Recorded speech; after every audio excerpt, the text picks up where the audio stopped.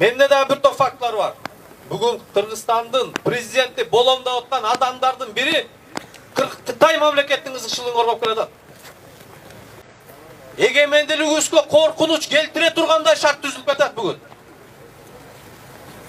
Janağı açık эле айтайын. Yunus уулу Adıl деген биздин кесиптешибиз бар. Bugün ошонун имаратында Садыр Жапаровдун борбор штабы Султан Ибраев көчө менен Киевский көчө кесилишинде. Ал Yunus уулу Adıl ошол имарат нээси айтып коеюн. Кытайда төрөлгөн. Кытайда жогорку билимди алган. Кытайдын губернаторунун кызына үйлөнгөн.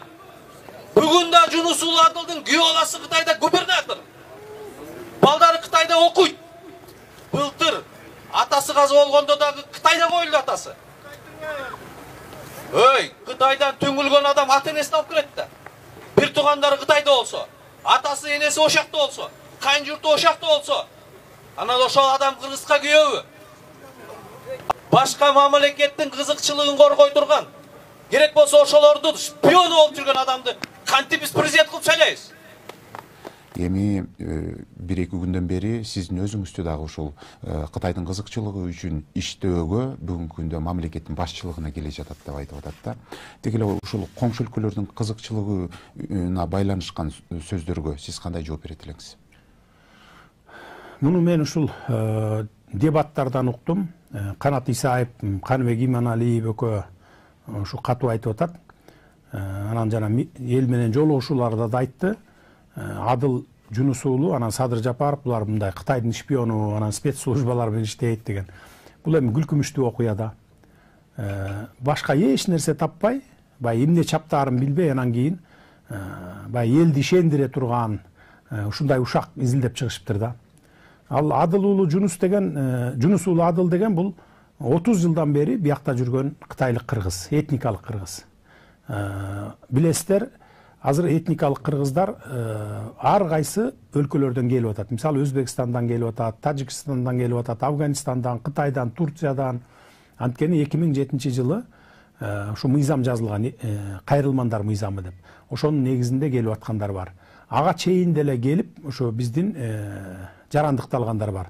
Мисалы кытайлык кыргыздар.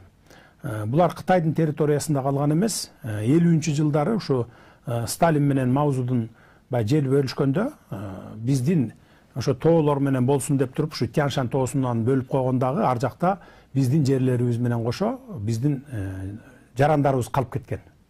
Анан кийин кой эми биз биякта Кытай мамлекети менен калып калбайлы, өзүбүздүн жерге баралы деп 50 жылдары, 60 жылдары ошо ар жакта калып калган, Ала тоонун аркы бетинде калып калган кыргыздардын бардыгы Көлгө келген, Нарынга келген, мына Ош, Алай, Чоң Алайга чейин келгендер бар.